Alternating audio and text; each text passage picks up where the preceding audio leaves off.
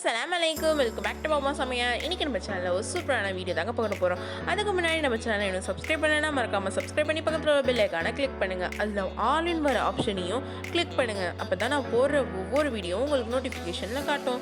வாங்க வீடியோக்குள்ள போகலாம்.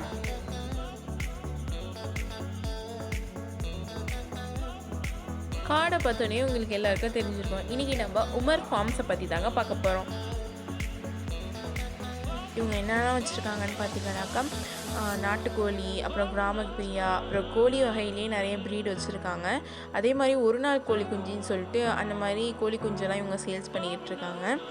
அதுக்கப்புறமா அவங்க என்னென்ன வச்சுருக்காங்கன்னு பார்த்தீங்கன்னாக்கா வங்குஸ்தான், வாங்கோலி, அப்புறமேட்டு கின்னி கோழி, இந்த மாதிரி சம்திங் கோழிஸ்லாம் வச்சுருக்காங்க.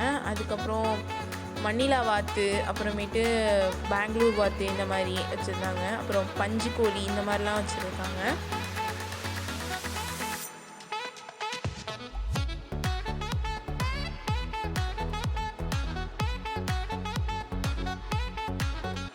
காடையும் சேல்ஸ் பண்ணிகிட்ருக்காங்க. அப்புறம் காடை குஞ்சும் சேல்ஸ் பண்ணிகிட்ருக்காங்க. அதே மாதிரி காடை குஞ்சும் வந்து ஒரு நாள் குஞ்சு, 2 நாள் குஞ்சு இந்த மாதிரி சொல்லி சேல்ஸ் பண்ணிகிட்ருக்காங்க. இவங்க வந்து கோழிலேயே நிறையா ப்ரீடு வச்சுருக்காங்க. அதெல்லாம் வந்து தனித்தனியாக அந்த மாதிரி வச்சு சேல்ஸ் பண்ணிகிட்ருக்காங்க.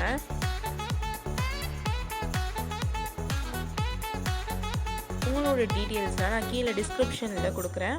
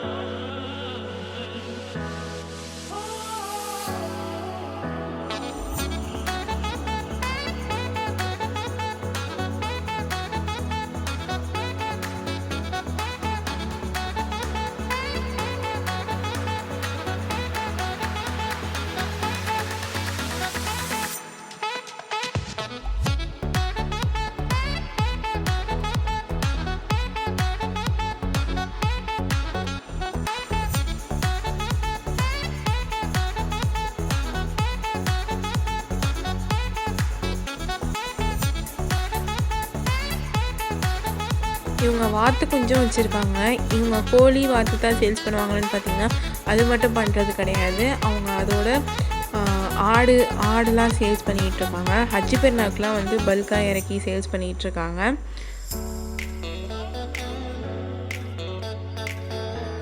அவங்களோட அதனுடைய டீட்டெயில்ஸ் எல்லாத்தையும் நான் கீழே டிஸ்கிரிப்ஷனில் கொடுக்குறேன், மறக்காமல் போய் செக் பண்ணி பாருங்கள்.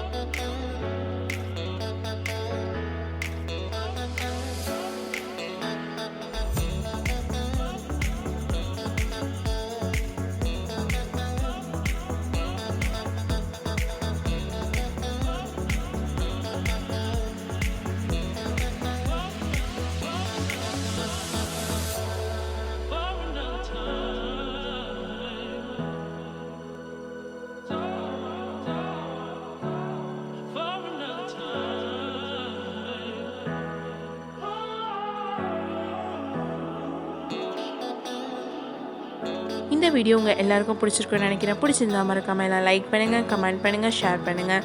நம்மளுடைய இன்ஸ்டாகிராம் பேஜில் ஃபாலோ பண்ணனா ஃபாலோ பண்ணிக்கோங்க.